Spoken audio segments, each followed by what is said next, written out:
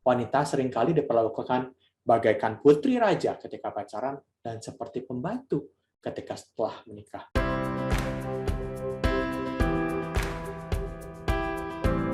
Nomor 1, ingin secepatnya lepas dari orang tua. Mereka merasa tersiksa dan tertekan oleh orang tua mereka, sehingga mereka kurang mempertimbangkan dengan mendalam calon pasangan hidup mereka.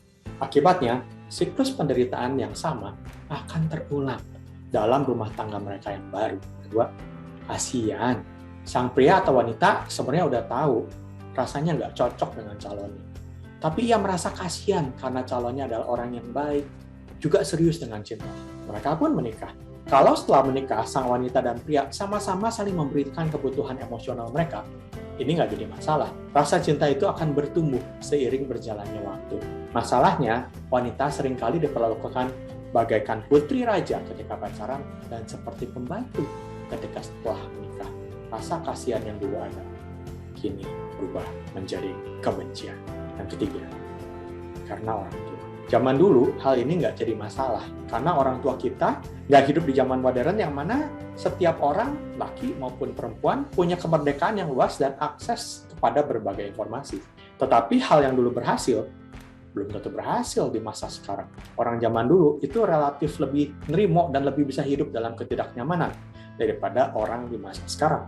Selain itu, memang pendapat orang tua di satu pihak bijaksana, sudah makan asam garam.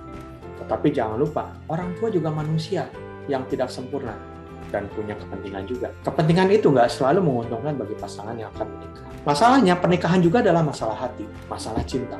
Karena pernikahan menuntut kita membuka diri kita yang paling dalam, bukan hanya baju kita, tapi juga pribadi kita, pemikiran kita, kebiasaan-kebiasaan kita. Sehingga dibutuhkan kekuatan cinta yang besar untuk bisa menerima segala perbedaan dan kekurangan pasangan kita. Hal ini cenderung sulit kita terima kalau pasangan kita adalah pilihan orang lain. Keempat, karena pilihan Tuhan. Khusus untuk poin keempat ini, saya tujukan hanya bagi orang yang beragama Kristen saja. Karena saya kurang mengerti, kurang paham untuk teman-teman yang beragama lain.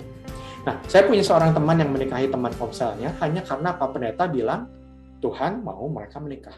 Dalam berbagai kesempatan saya diminta menjadi seorang pembicara pada kaum muda tentang LSD, Love, Sex, and Dating, saya sering bercanda. Kita jangan pernah sekali-kali minta tanda sama Tuhan ya. Siapa jodohku misalnya dengan cara, Tuhan, orang pertama kali muncul di kebaktian, itulah jodohku.